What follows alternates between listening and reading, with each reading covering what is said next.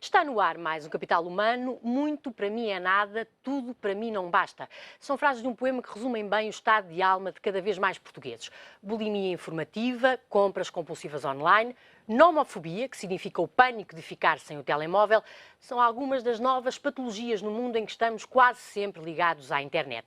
Fenómenos que geram stress, ataques, pânico, depressão, uma doença que já afeta 15% dos portugueses. A Organização Mundial de Saúde prevê que em 2030 a depressão será a principal causa de incapacidade e absentismo, o que vai ter elevados custos económicos e sociais. A depressão é uma doença silenciosa que muitos têm vergonha de assumir.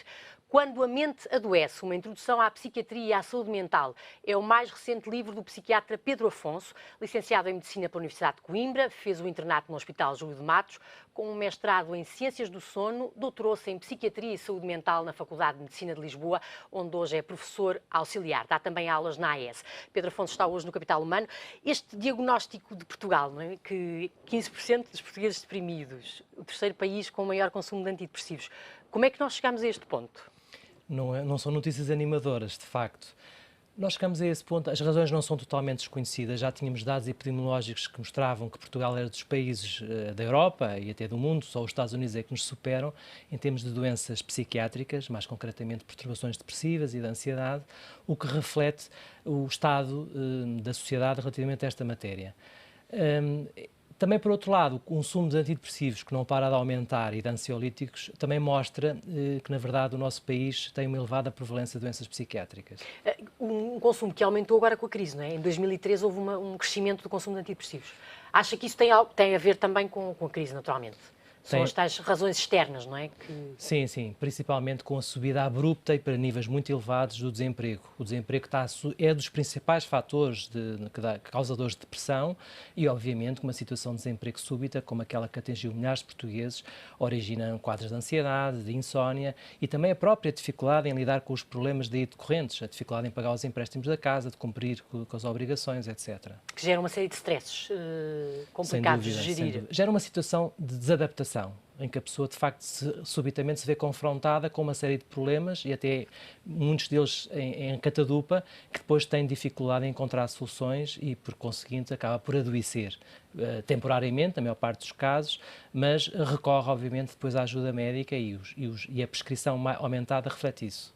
Uma coisa curiosa é que nós vivemos numa sociedade de excessos. Temos, por esse lado, estas pessoas que têm, por causa do desemprego, que têm depressão, mas depois temos o outro tipo de pessoas, das tais da bulimia informativa, não é? Que estamos sempre ligados, nunca desligamos o telemóvel, que olhamos para o telemóvel, acho que é 100 vezes por dia, que é o outro lado, que são pessoas que dão demasiada importância ao trabalho e que entram depois em sobrecarga, porque não conseguem gerir isso.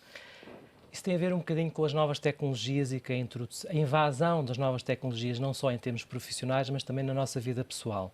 Nós, neste momento, estamos a ficar um pouco sequestrados pelos ecrãs, quer o ecrã de telemóvel, que anda sempre connosco, o ecrã de computador no local de trabalho, depois chegamos a casa com o ecrã da televisão, quando não é novamente o tablet, e, portanto, há aqui uma invasão da nossa vida, quase que uma subjugação, que tem implicações, porque muitas vezes não é usado com parcimónia, não é usado com equilíbrio, e retira-nos tempo, por exemplo, para o lazer e para a interação interpessoal, ou seja, para as relações indivíduo, no contacto humano, em que muitas vezes é substituído por interfaces eletrónicas, como é o caso, por exemplo, das redes sociais. Ou seja, e isso é, se calhar, é a forma terapêutica melhor, não é? A relação interpessoal. Ou seja, o conviver com outras pessoas, em substituição destes meios tecnológicos. É insubstituível. Nós notamos isso, por exemplo, nas empresas. Muitas vezes há colegas que estão a poucos passos uns dos outros, em vez de se levantarem e falarem pessoalmente, enviam um e-mail. Não é? Ou usam... Sim, isso já me aconteceu diversas vezes. Já aconteceu. Portanto, às vezes é mais fácil. E, por outro lado, a utilização das tecnologias e esta necessidade de nós estarmos a responder em cada vez menos tempo às solicitações que nos chegam, por exemplo, hoje em dia quase que já não é tolerado responder um e-mail no dia seguinte, não é? Temos que responder ou de imediato ou ao fim de um tempo razoável. Gera em nós um estado de ansiedade, não é? Nós somos invadidos com um desafio e necessitamos de o cumprir em cada vez menos tempo. Isto aumenta a pressão, aumenta o stress. Além de que a inexistência ou a diminuição do contacto pessoal reprime ou não satisfaz um conjunto de necessidades que nós temos, não é? Nomeadamente de partilha. Necessidade essa que, por exemplo, partilha essa que muitas vezes era feita na ida ao supermercado, no contacto com a vizinhança, que hoje em dia é cada vez menor, até porque quando vamos ao supermercado já nem falamos com a senhora da caixa, já temos as caixas self-service. Exatamente. E, portanto, essa subtração desse contacto humano tem implicações no nosso equilíbrio emocional. O professor, nesta sua obra, Quando a mente adoece, faz um diagnóstico do estado atual e também avança com algumas propostas de prevenção e quando o problema já está a acontecer, eventualmente de tentativa de cura desse problema. Tem aqui um caso, aliás, conta dois casos curiosos que também têm muito a ver com os nossos telespectadores. Um deles é uma executiva de sucesso que de repente chega um dia a casa e que desata num pranto, não é? Como é que se chega a uma situação destas e porquê é que se gera uma situação destas e como é que se pode resolver? Só para enquadrar um pouco, o livro resulta da necessidade sou professor na AES e dou aulas no MBA e em outros programas. E entendeu-se por bem criar uma biografia que ajudasse a explicar não só as doenças mais frequentes, a perturbação da ansiedade, a insónia, a depressão, etc., numa linguagem que as pessoas pudessem compreender, mas também fazer uma ligação à realidade. Esse caso que mencionou, o que acontece habitualmente é que as pessoas facilmente, por questões de competitividade, pela pressão e pelo desejo de progredirem nas suas carreiras, embranham-se demasiado na vida profissional, descurando a vida pessoal e a vida familiar. Portanto, O professor chamou o endeusamento da vida profissional, não é? Endeusamento do trabalho. Do trabalho. Porquê? Porque o trabalho há uma relação direta muitas vezes, nem sempre, mas na maior parte das vezes, de esforço-recompensa. Se nós formos bons profissionalmente, supostamente virá a recompensa ou através de uma promoção ou através de uma carreira que se vai crescendo, não é?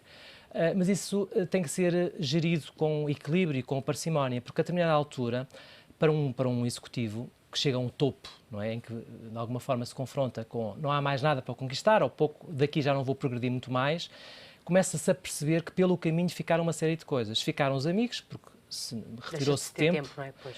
Ficou muitas vezes a família, quando não acontece muitas vezes um divórcio que ocorre, não é? Os filhos não se presenciou etapas importantes, não se foi à escola falar com as pessoas, não se teve tempo para assistir às festas do Natal. E, portanto, a vida é como que sugada por esta vida profissional intensa. E aquilo que eu desafio as pessoas e que procuro ensinar nas minhas aulas é que tem que ser feita uma gestão inteligente também deste equilíbrio entre o investimento profissional, que não é incompatível com uma vida familiar, nem tão pouco com o cuidar da nossa saúde mental. Nós continuamos a ser dos países que trabalham mais horas por ano, acho que trabalhamos mais 400 horas por ano do que os alemães, por exemplo, com mais baixa produtividade.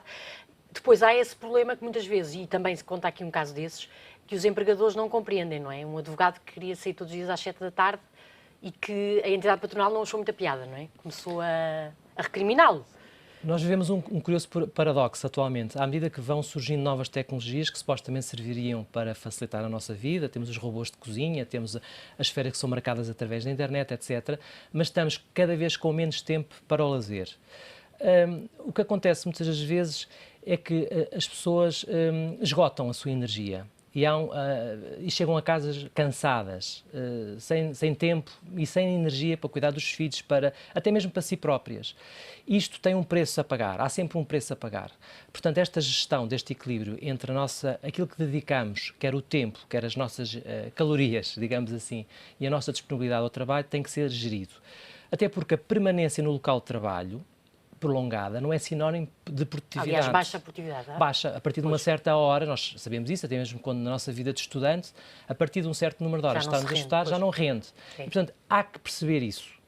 E o que as empresas estão a gerir, do meu ponto de vista, de uma forma pouco inteligente a produtividade dos funcionários, obrigando-os a estar demasiadas horas no local de trabalho. O chamado presentismo, não é? Que não é produtiva. É importante que hajam, por exemplo, pausas ao longo do dia, é importante também que seja feita uma gestão inteligente das férias, não concentrar tudo num período, por exemplo, gozar pelo menos 3 períodos de férias por ano e tanto quanto possível haver pontos. As pontos são também retemperadoras. Portanto, houve aqui São pequenas pausas, não é? São pequenas pausas, houve aqui uma certa caça às bruxas, passa a expressão, das pontes e dos feriados. Exatamente. Como se isso fosse sinal de diminuir a produtividade. Não é. Às vezes a fazer uma ponte é até bastante retemperador, porque a pessoa depois regressa na segunda-feira com 3 dias de pausa muito mais fortalecido e retemperado. E, portanto, acho que tem que haver aqui uma gestão mais inteligente da nossa presença e da nossa produtividade nas empresas. Senão, adoecemos. É muito simples. E depois isso tem custos e fica muito mais caro. Muito mais. Em termos de custos, não só para o sistema de saúde, como de custos para as empresas, porque depois há o absentismo, não é? E há um relatório que foi elaborado no ano passado, que eu cito no livro, em que muitas vezes a pessoa não tem uma doença grave, mas tem uma doença ligeira, que se instala, aquilo que nós chamamos uma depressão ligeira ou uma ansiedade que se mantém, que não impede a pessoa de trabalhar, mas que compromete a produtividade e arrasta-se durante meses. Ora, nós temos que estar alertados para isso, de forma a que nos mantenhamos saudáveis e felizes no trabalho também, para nos tornarmos produtivos. Porque o trabalho não serve, nós devemos, é uma parte importante da nossa vida, mas nós não vivemos para servir o trabalho, não é? O trabalho, supostamente, é um elemento, entre outros, que tem que estar equilibrado. Aquela coisa, não vivemos para trabalhar, trabalhamos para viver, não é? Sim, mas também temos que ter tempo para lazer e tempo para não pensarmos em nada. Hoje em dia também há um certo sentimento de culpa, eu noto muito isso, daqueles períodos em que as pessoas passam, este fim de semana, passei o fim de semana sem fazer nada, sentada no sofá, sem fazer nada. Até a opção de levar os filhos a fazer milhares de coisas, não é, ao fim de semana. Mas é importante também, temos períodos em que não fazemos absolutamente nada. O nosso cérebro precisa desses momentos, em que eu chamo, aliás, os norte-americanos chamam os Mind Wandering Mode, que é um estado em que nós estamos, por simplesmente, a divagar, entregamos ao pensamento do momento, não é?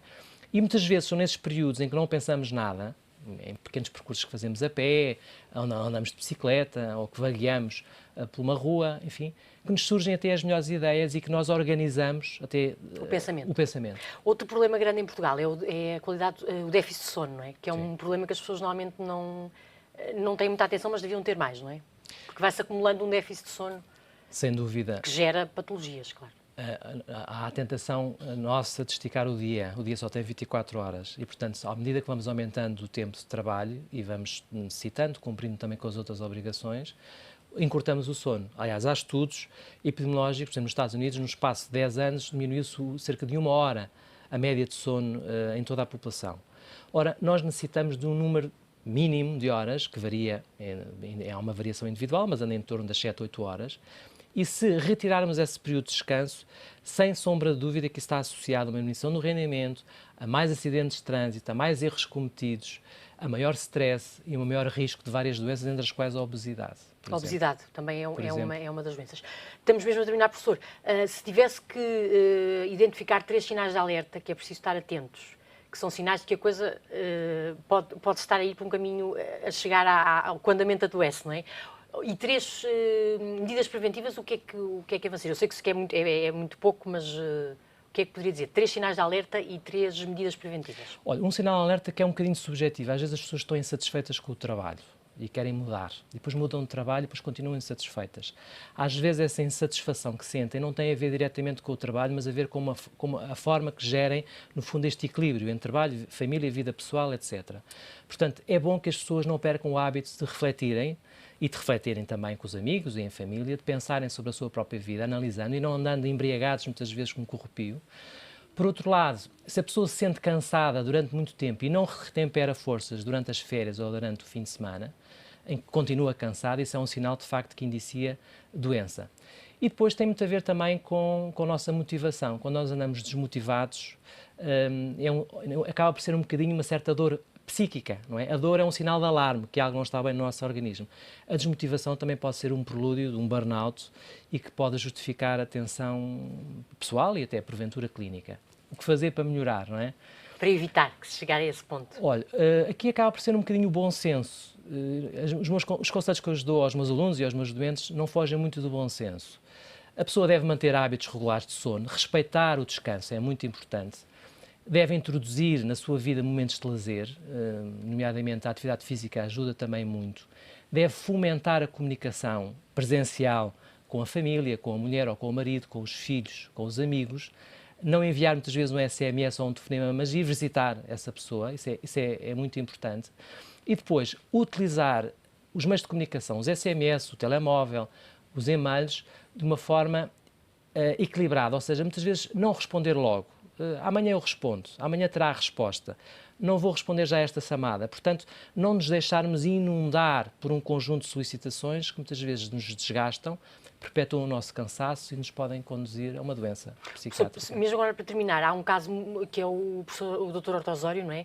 Que pela primeira vez assumiu, foi um grande gestor que assumiu, e passado um ano regressa em força e acaba por ganhar um prémio e foi considerado o melhor banqueiro, acho eu, da Europa.